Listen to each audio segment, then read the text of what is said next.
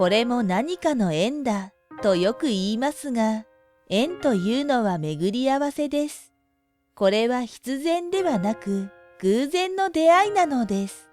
人間同士でも初対面なのに不思議と懐かしく感じる相手と出会うことがあります。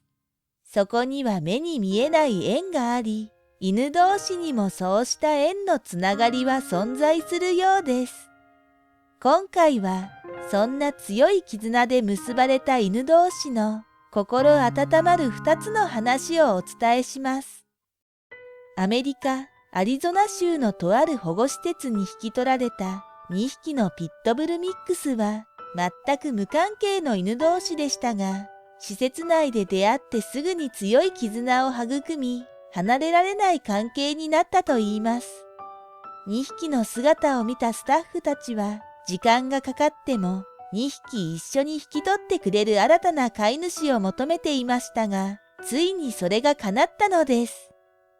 アリゾナ州南東部ツーソンにある動物保護施設が、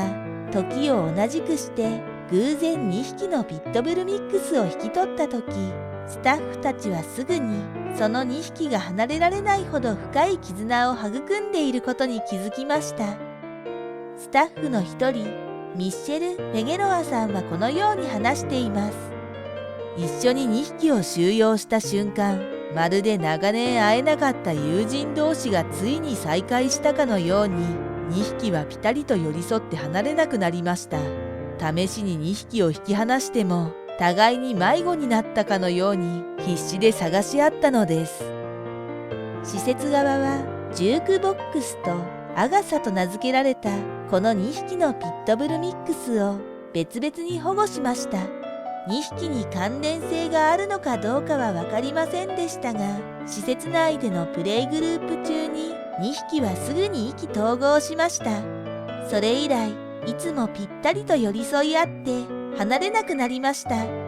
施設には永遠の家が見つかることを待っている犬猫たちがたくさん収容されています。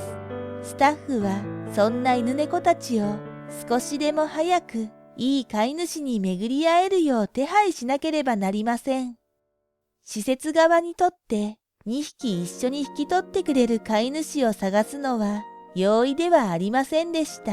サイズや品種に加えて、この2匹が特別な絆で結ばれていることを証明しなければならないからです。2匹の深い絆を目の当たりにし、心溶かされた施設広報担当のニッキー・レックさんは、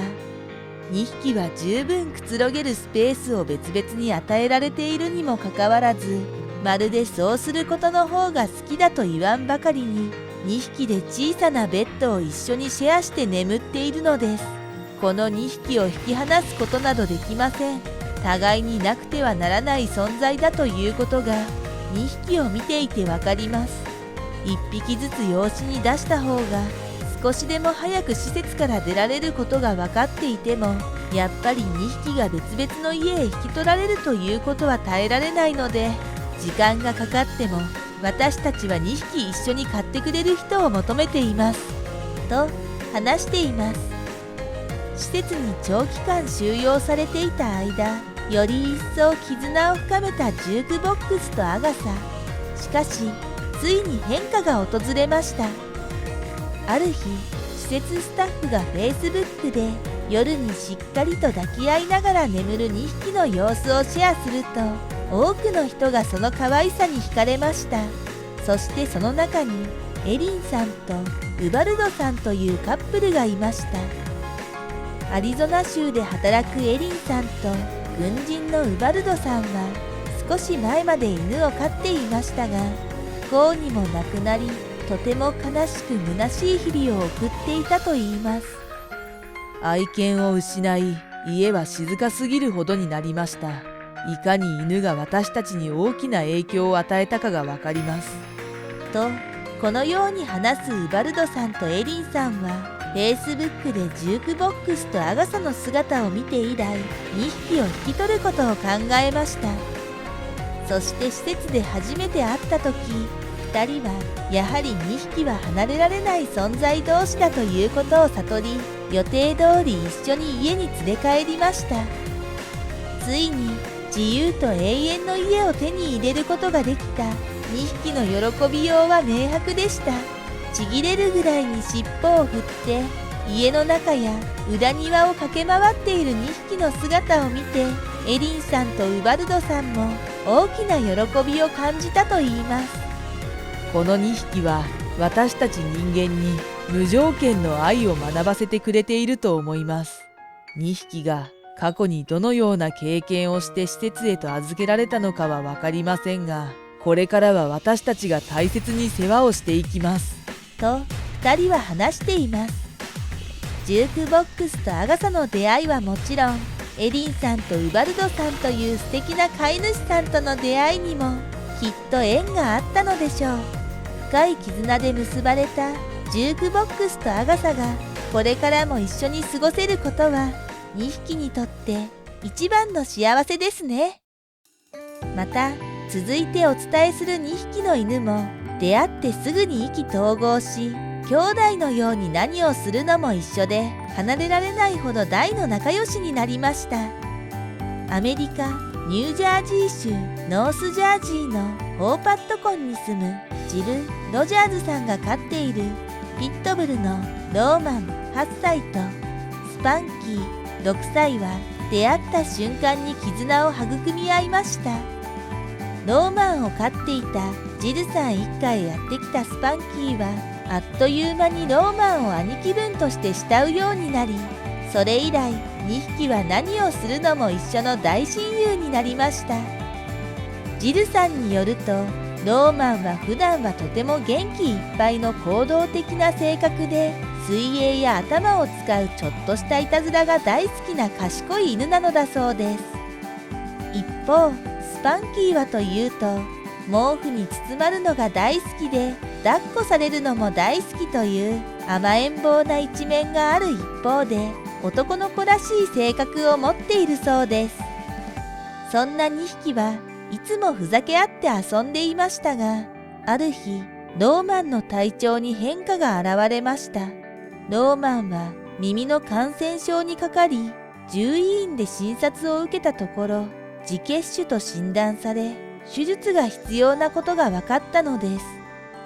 手術までの間ローマンは自宅待機となりましたが、感染症が悪化し体調があまり良くない日が続くようになりました。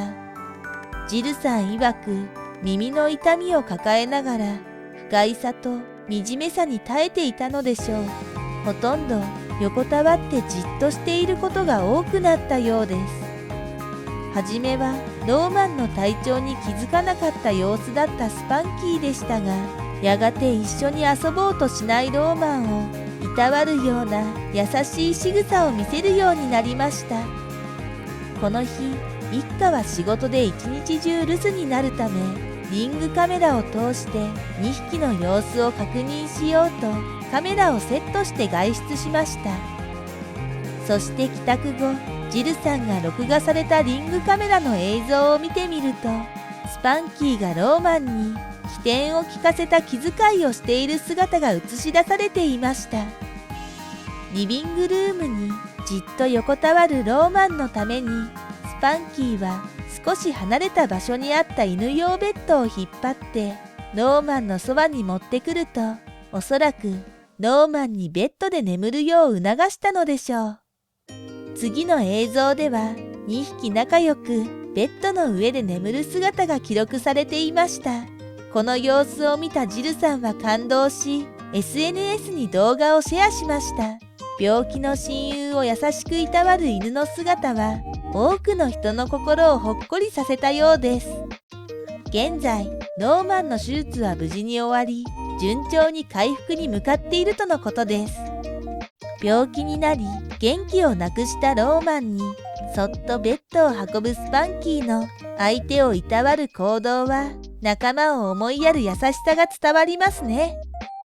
犬の愛は無償だとよく言いますが、見返りを求めることなく相手を思いやれる姿は、私たち人間も見習わなければいけませんね。